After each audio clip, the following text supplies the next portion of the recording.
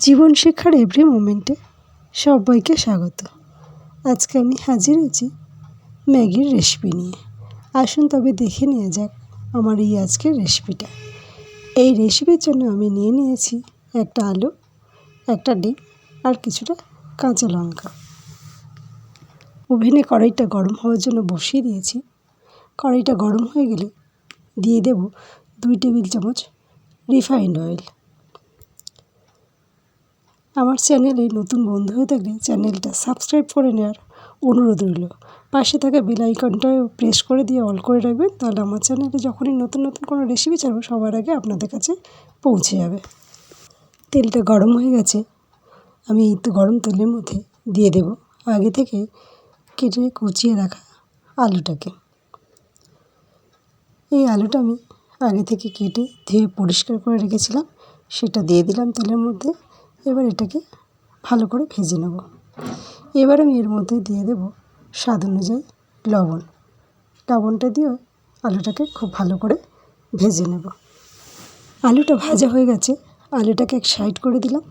দিয়ে এর মধ্যে দিয়ে দেব 1/2 টেবিল চামচ কুচনো আদা। আদাটা দিয়ে দিলাম, দিয়ে একটু ভালো করে তেলের সঙ্গে ভেজে নেব।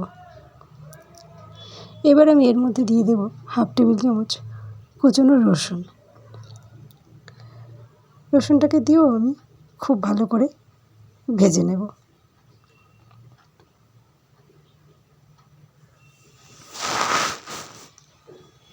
এবার আমি কড়াইতে দিয়ে দেব একটা ডিম। ডিমটাকে ফাটিয়ে কড়াইয়ের মধ্যে দিয়ে দিলাম। এবার আমি এর মধ্যে দিয়ে দেব সামান্য একটু লবণ।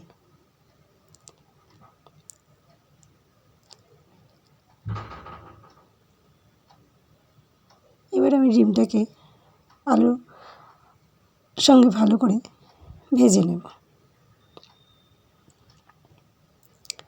ডিমটাকে একটু পিস পিস করে দিলাম। এবার আমি এর মধ্যে দিয়ে দেব কুচনো কাঁচা লঙ্কা। দিয়ে সমস্ত কিছু ভালো করে ভেজে নেব।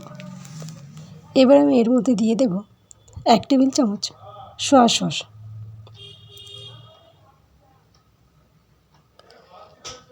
সয়া সসটা দিয়ে দিলাম।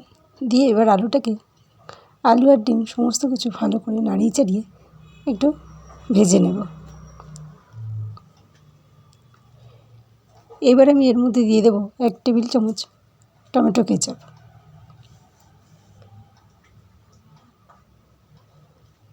এবার এটাকেও ভালো করে নাড়িয়ে চাড়িয়ে সমস্ত কিছুর সঙ্গে মিশিয়ে দেব, দিয়ে ভালো করে ভেজে নেব।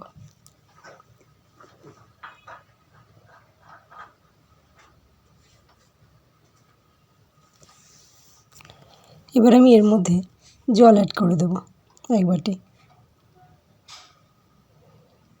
দিয়ে এটাকে নাড়িয়ে চাড়িয়ে ফুটতে দেব কিছুক্ষণ। এবার এটা ফুটতে শুরু করেছে, এর মধ্যে দিয়ে দেব ম্যাগির টুকরোগুলো। এখানে আমি 1 প্যাকেট ম্যাগি নিয়েছিলাম, ছোটো ছোটো টুকরো করে নিয়েছি ম্যাগিটাকে। সেগুলো দিয়ে দিলাম, দিয়ে 2 মিনিট ফুটিয়ে নেব। এবার আমি এটার মধ্যে দিয়ে দেব ম্যাগি মশলাটা, দিয়ে একটু ফুটিয়েই নামিয়ে নেব। সবাই ভালো থাকবেন, সুস্থ থাকবেন। আজ এই পর্যন্ত। আবার অন্য কোনো দিন হাজির হয়ে যাব অন্য কোনো নতুন রেসিপি নিয়ে। ধন্যবাদ। এটা আমার কমপ্লিট হয়ে গেছে। এবার এটাকে আমি নামিয়ে নেব।